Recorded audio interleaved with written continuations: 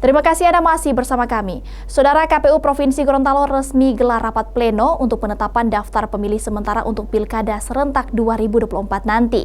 Dari hasil coklit yang dilakukan, total jumlah daftar pemilih sementara di Gorontalo sebanyak 885.755 pemilih. Jumlah tersebut terdiri dari 50,2% perempuan dan 49,8% laki-laki. Setelah sukses melaksanakan tahapan pencocokan dan penelitian atau coklit selama kurang lebih 1 bulan, KPU Provinsi Gorontalo kini kembali menggelar rapat pleno untuk penetapan daftar pemilih sementara Pilkada. Rapat pleno ini pun dihadiri oleh KPU Kabupaten Kota, Bawaslu, pemantau pemilu, serta jajaran Forkopimda Provinsi Gorontalo. Sebelumnya, pleno penetapan DPS ini telah dilakukan di tingkat bawah.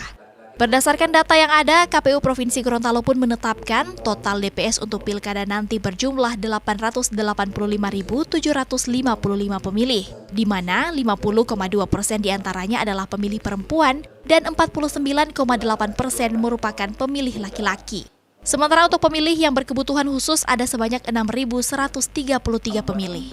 Untuk DPS dalam Pilkada kali ini, pemilih generasi milenial dan generasi Z mencapai lebih dari 60%. Daftar pemilih sementara ini tersebar di 77 kecamatan, 729 desa, dan di 2.016 tempat pemungutan suara. Di samping itu, KPU juga mencatat ada sebanyak 40.809 pemilih yang dinyatakan tidak memenuhi syarat karena berbagai faktor dan pertimbangan sesuai dengan ketentuan.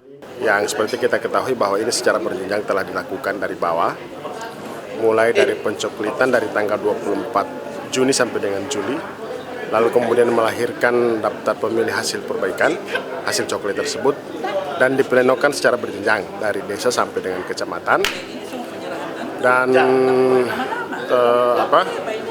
dari kecamatan di DPS tingkat kabupaten dan hari ini di DPS tingkat provinsi. Kami informasikan bahwa untuk daftar pemilih sementara ini meningkat dari jumlah pemilih daftar pemilih tetap waktu pileg.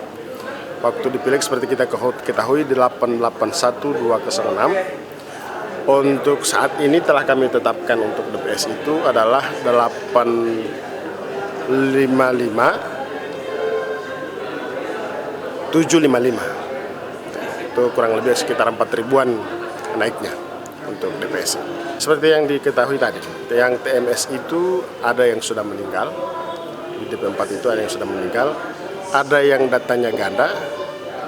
Data ganda misalnya dia punya istri di sini, lalu kemudian ternyata dia masih beralamatkan di tempat asal, sehingga dia masih berdata ganda. Itu kami konfirmasi dan setelah misalnya dia memilih salah satu, langsung kami TMS.